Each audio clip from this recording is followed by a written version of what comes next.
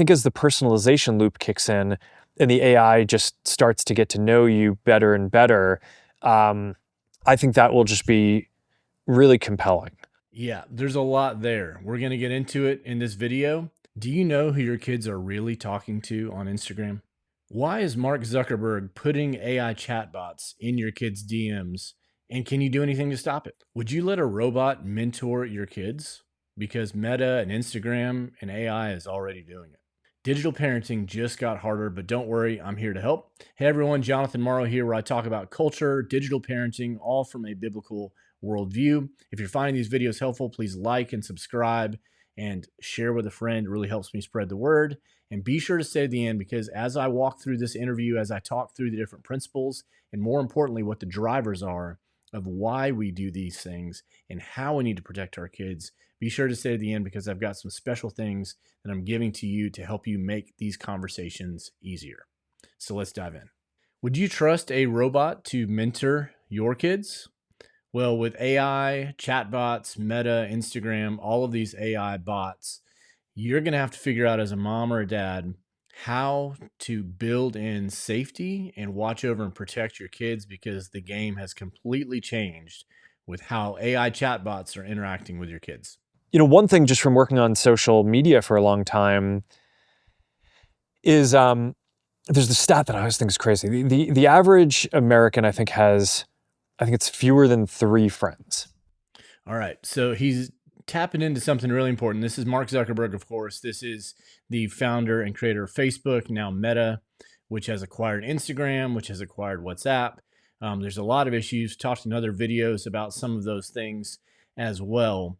But what I want you to pay attention to in this video is what he is saying about what is going on and why it's so compelling, because there's safety issues, and we're going to talk about those.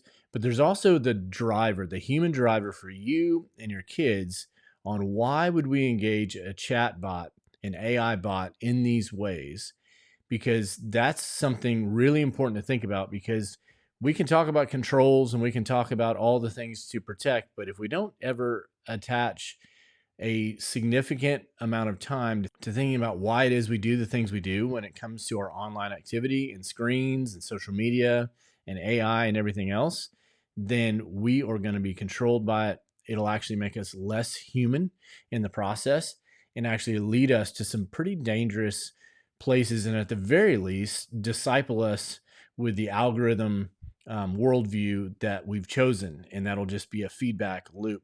But one of the things that I want to highlight that Mark Zuckerberg is talking about is because as these models and these learning models, and again, these aren't humans, and this is what's so important for us to understand, as these computer programs learn inputs and outputs faster and better and more efficient, and learn to mimic human interaction and the best of human interaction.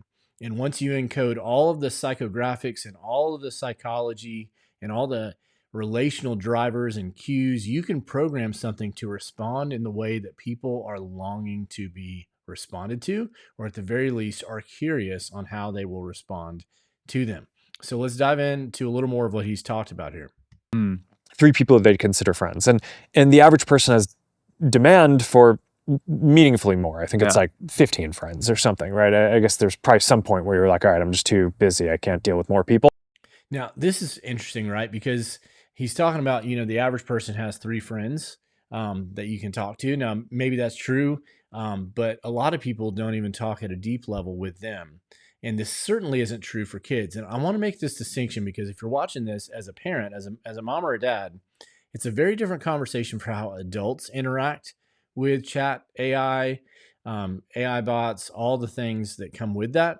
I'm not even talking about inappropriate things. I'm just talking about tools and how they're used. But 18 and under kids, tweens, children, they are not emotionally equipped in the vast, vast, vast majority of cases to navigate what's going on when they start interacting and maybe even get preyed upon by some of these chat bots on Instagram and AI and Meta or other platforms as well. So you need to think about that. So one of the things that Zuckerberg's highlighting here is because we're lonely and because we're desiring a relationship, that we are driven to want to interact with these chatbots, right? Because they tell us what we want to hear. They say things in the way that we want them to say them.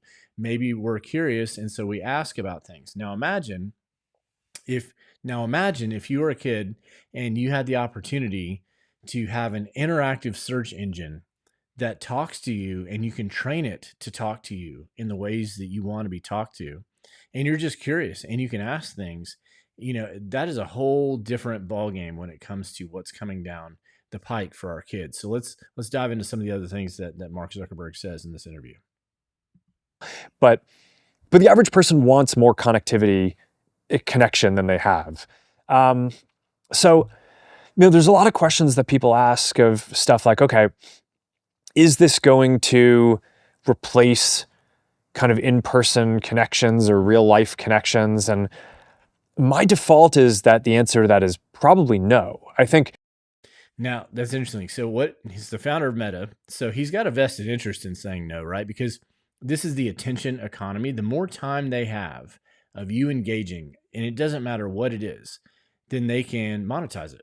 And that's the bottom line, because it's not altruistic. These are not public services where people have AI or social media just as a public good so that people can connect. No, they're monetizing it. There's an algorithm behind it. There's all the things. There's ad spend, there's micro targeting, there's personalization, there's all of those things.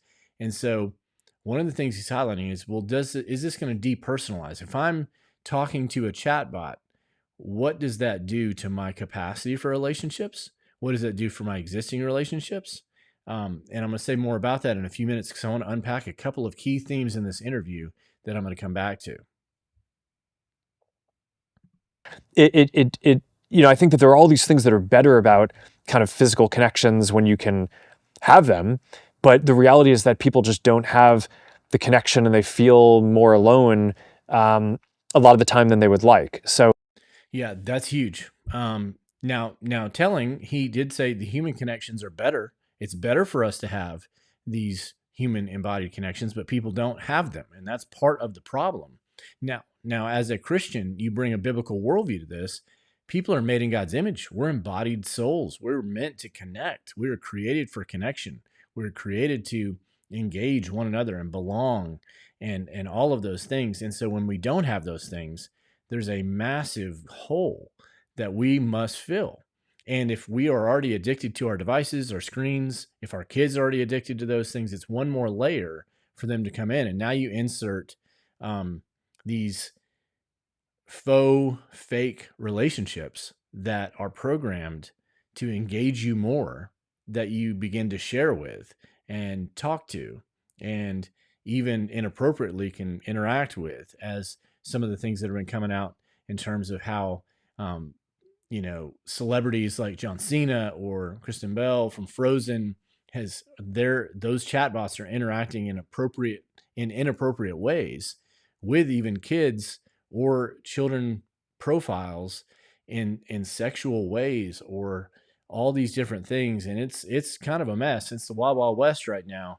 And so there's things that we have to do as parents. And I'm going to show you in a video on how to disable these things, and how to disable the AI, and how to disable the chatbots, and how to monitor that, and what you can do as a parent. I'm going to give you very specific things on how to do that. So look for that video on this channel to find that for help. But also, what I want you to pay attention to is also what's driving his motivation here. I think that a lot of these things that today there might be a little bit of a stigma around, I would guess that over time, we will find the vocabulary as a society to be able to articulate why that is valuable, and why the people who are doing these things are why they are rational for doing it, and how it is adding value for their lives. But now, eventually, what he's saying is right now it's taboo to be interacting with a computer program for these needs, for these emotional needs, our love, our acceptance, our worth, our security, those things that we desperately need, that we desperately desire, and that as a Christian, you were created to only find in God. And so what he's saying is right now that seems weird, it seems taboo, but if you'll remember, as we've talked about numerous times on this channel, culture is what you come to see as normal without having to think about it. So what's the reality here? Well, He's just saying, give it some time and all of these AI chatbot experiences will become normal. Well, what kind of chatbot experiences does he have in mind? But also, I think that the field is very early. So, I mean, I think, there are a handful of companies and stuff who are doing virtual therapist and, there's like virtual girlfriend type stuff, but it's very early. All right. So virtual therapist, virtual girlfriend, it's very early, right?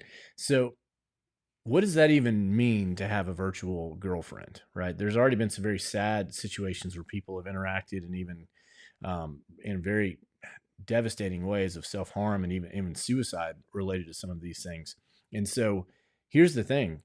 Imagine a socially awkward middle schooler, like we all were, high schooler, insecure, all those things. And now you can chat with a bot.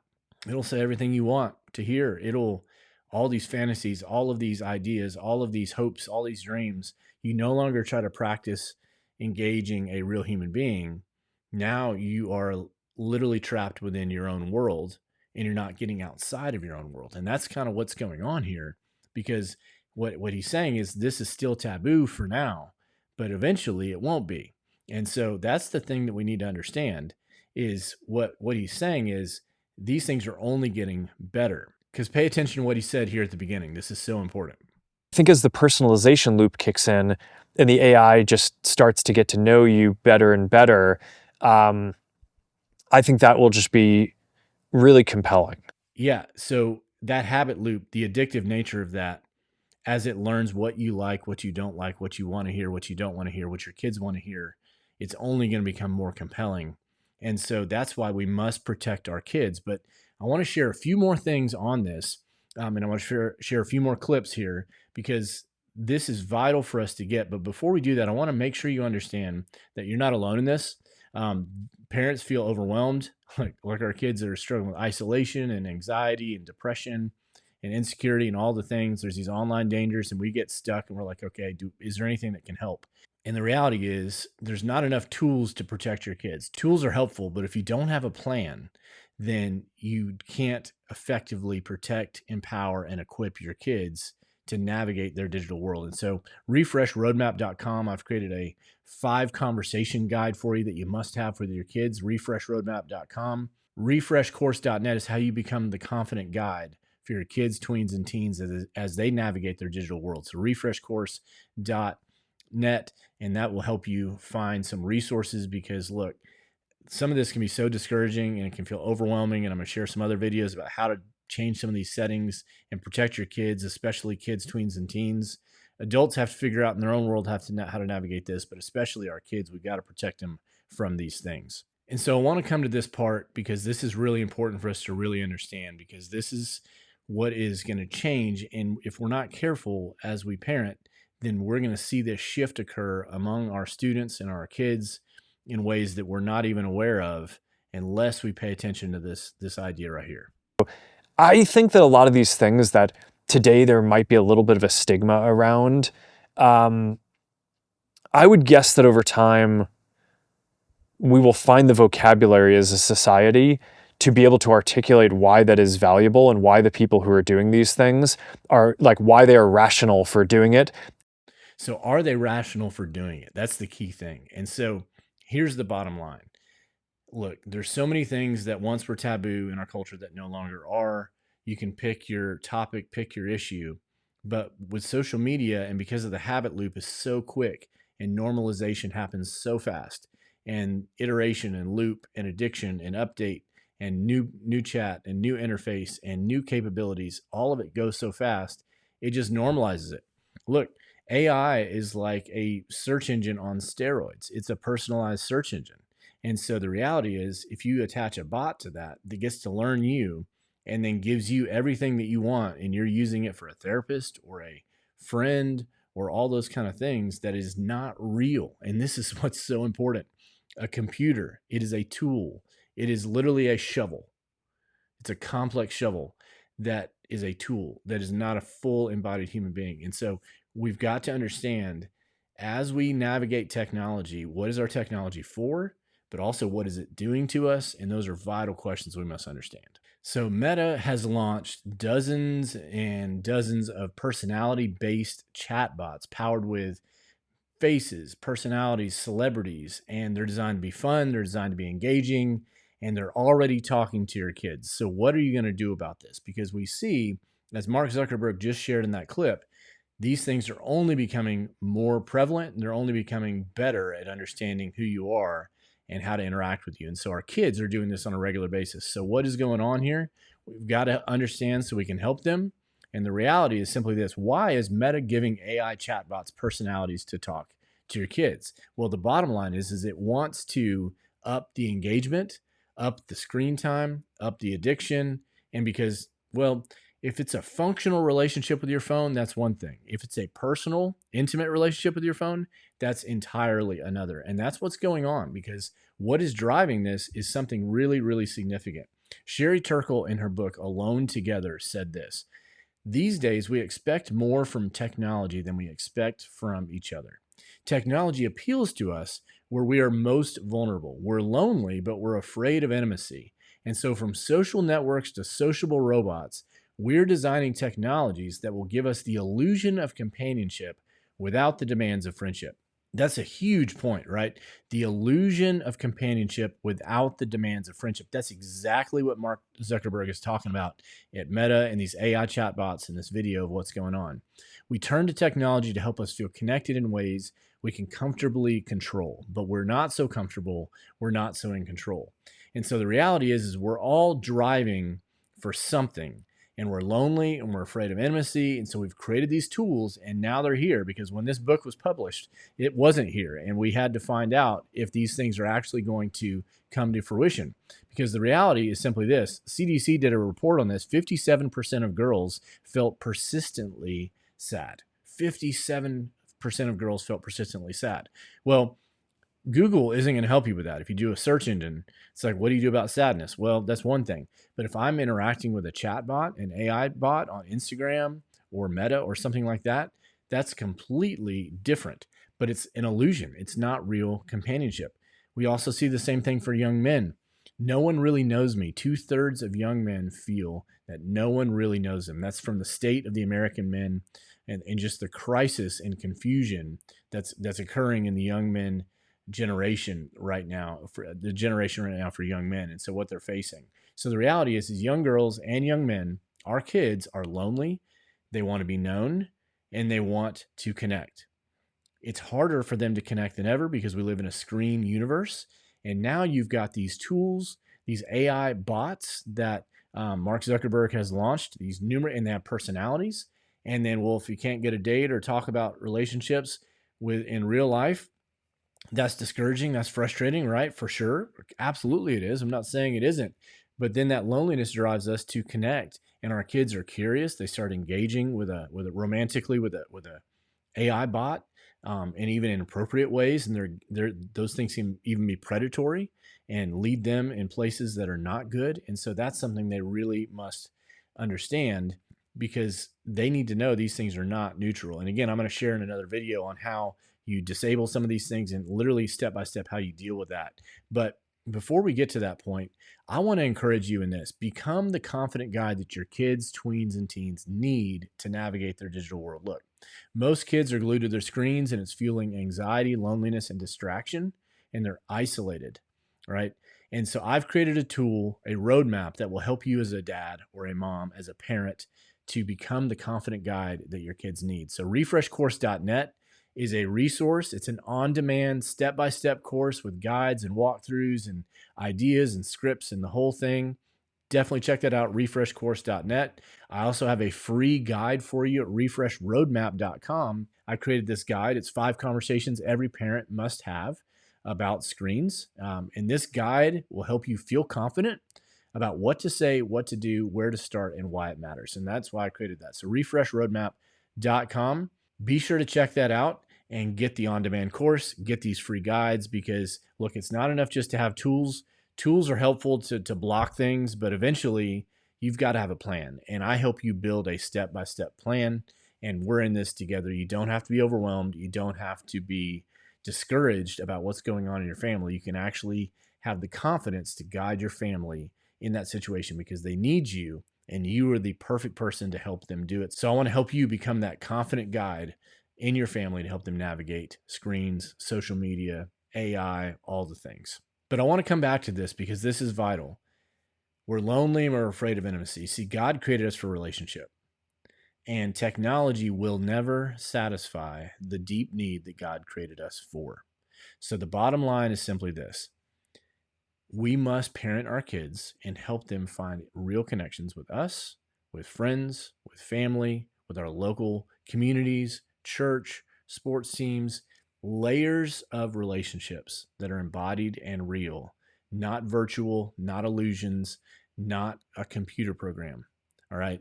And so the algorithm's only getting better. The AI's only getting better, as we saw from Mark Zuckerberg in this video. So what is your plan? Again, refreshroadmap.com will help you start that journey today to become the confident guide that your family needs. And we'll see you in the next video.